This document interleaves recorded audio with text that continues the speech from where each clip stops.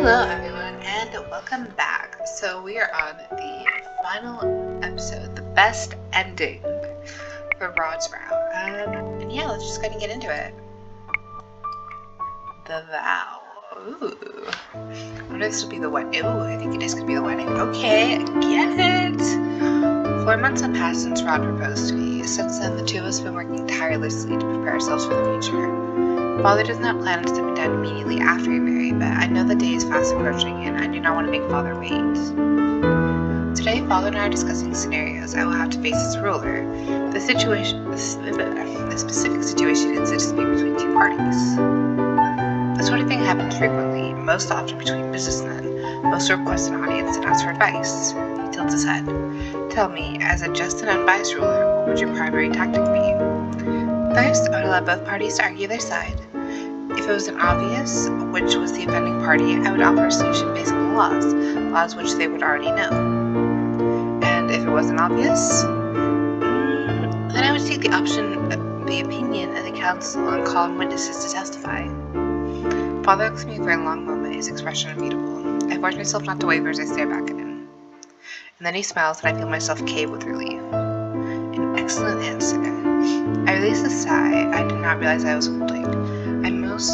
I must sound exasperated because Father laughs.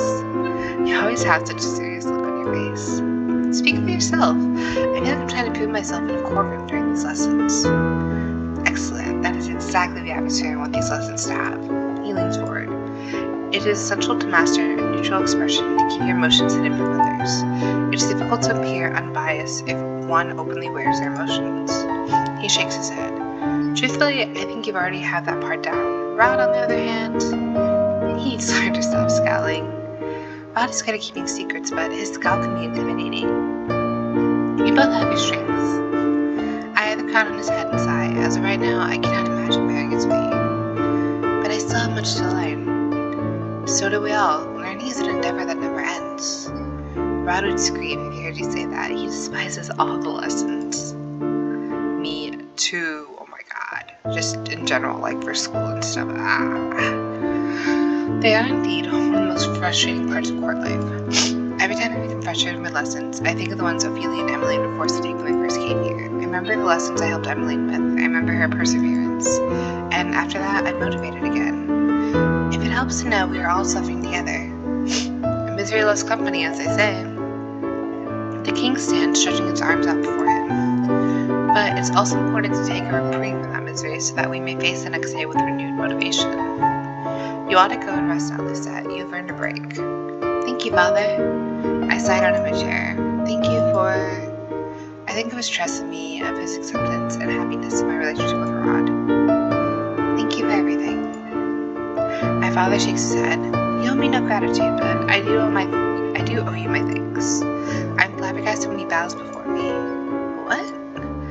You two trusted me with your secret, even when I did not deserve to be trusted. Father, I'm speaking the truth, nothing more. You could have turned away from me, Lucette. You had every right to give up on me as your father, but you decided to give me a chance to rectify things, and for that, I will always be grateful. He leans over to kiss my forehead. Aww. Good night, Lucette. You're so cute. I return his warm smile with one of my own. Good night, Father. I reach out to give him the briefest of hugs before curtsying and walking from my room. Rod is waiting for me outside. The moment I exit, he falls into stride beside me. How'd your lesson go? It went well. I apologize for making you wait so long. You wait for me after horrendously long lessons, and I wait for you after horrendously long lessons. It seems only fair. Besides, I just got back from Emma's room. And how did she like your gift? A week ago, Emmeline has announced she's going to visit Burgundy for the first time. After officially receiving permission from the king to court Emmeline, Lantis started visiting monthly. He is coming on 4 times already. On his most recent visit, oh my god, I'm kind of glad that we get to see like this little between them because like I ship them so hard, y'all. Like all the 2 other playthroughs I have, I like talk about how much I ship these two so hard. Anyway, on his most recent visit, he asked Emmeline to accompany him for a month-long visit to Burgundy. The moment Rod found out, he insisted he make her something that she could take with her to make her feel more safe, feel more at home. Knowing how fond she was of Sebby, he came to me and asked if I could help him make his small plush toy for her. Rod is extremely earnest and does his best at everything, but... And you stitch the ears like this. Rod looks at me aghast. I don't understand. What don't you understand? Any of it. I can't even see the shape of the ears. Am I even doing this right? You're doing fine. You just need to tighten the stitches so the ears cannot come off. But where even are the ears? You've been working on them this entire time. He really is helpless at this. When Rod continues to have difficulties pulling the thread through, I gently take the plush from him. Watch and learn. He flushes his head, lean over his shoulder to work, carefully looping the thread a couple more times before I tie the knot. I continue working with him for the next 10 minutes, carefully guiding his hand through the stitches. There, all done. Disappointment is evident on his face when he holds up the plush. It's terrible. It's nowhere near as cute as the plush you made me. To be fair, I have a lot more experience. But this is such a simple design. Rod sighs. It really is terrible. It is not. Also, we're talking about Emily. She could not possibly dislike anything you give her. I think it's very cute. If you say so. He sets the plush on the table at the side. Show us the plush. Show us the plush. She's been living for a month, you know.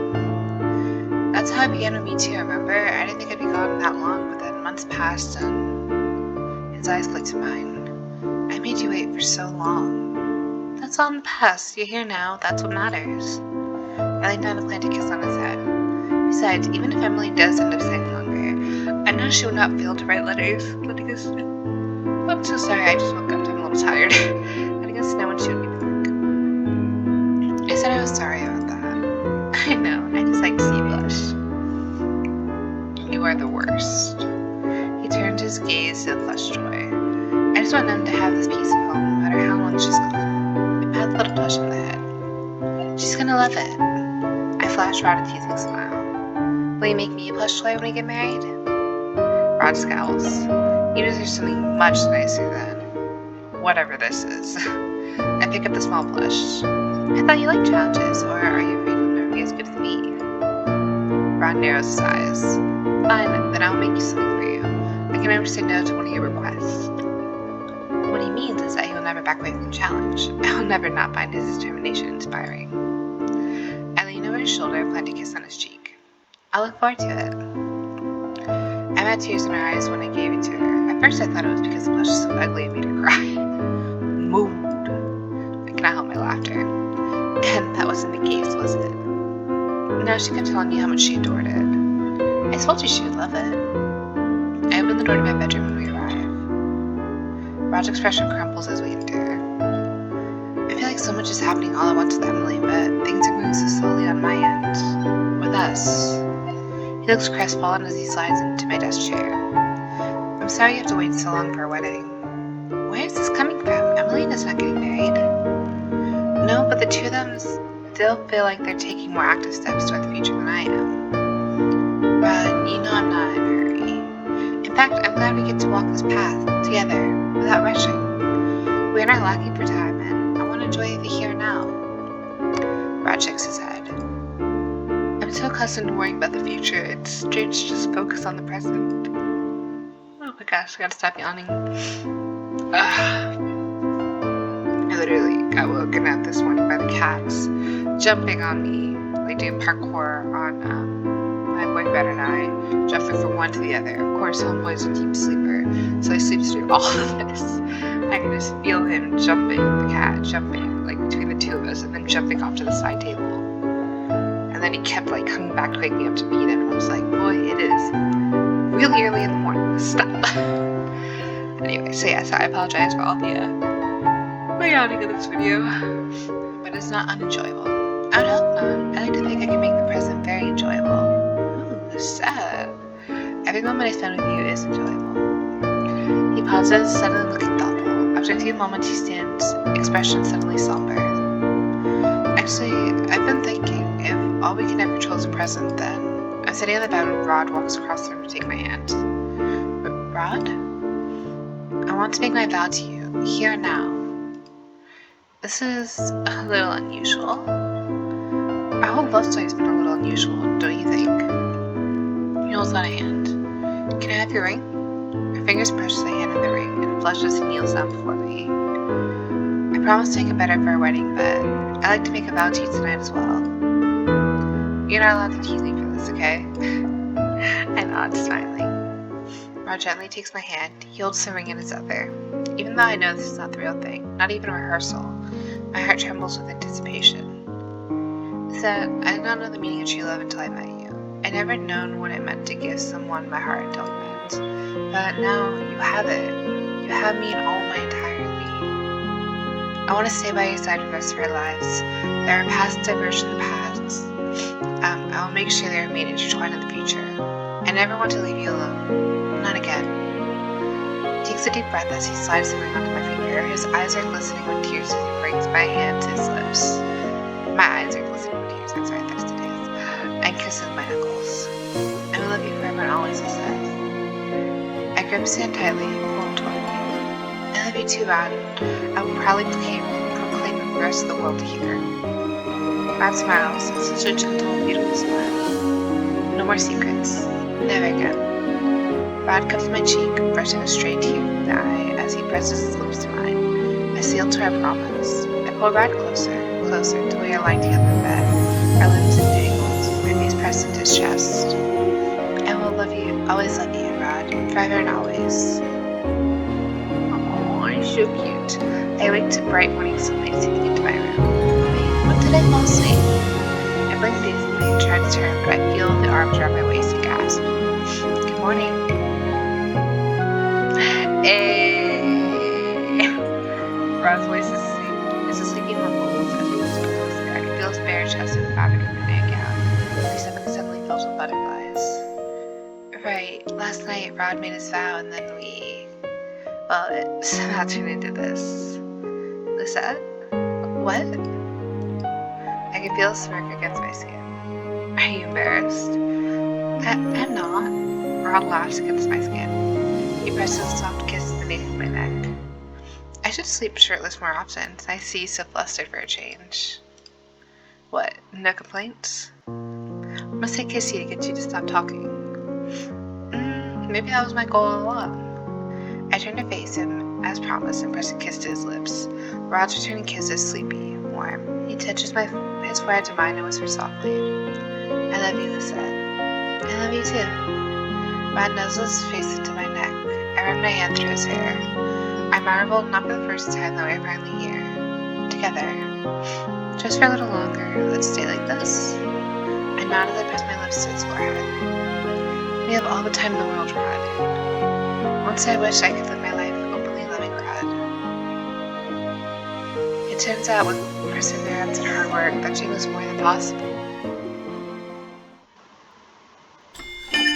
And their love lasted forevermore. Oh, cute! Okay, so I'm going to try to get the good ending uploaded probably like a day or two after this one goes up. So look forward to that. And then I'm probably going to be taking a break from the Cinderella phenomenon again for a little while. And just focusing on like the Love 365 titles, just because again it's a little hard to find time to record. But yeah, I hope you guys enjoyed the series, and let's watch the video, and I'll see you in the next one.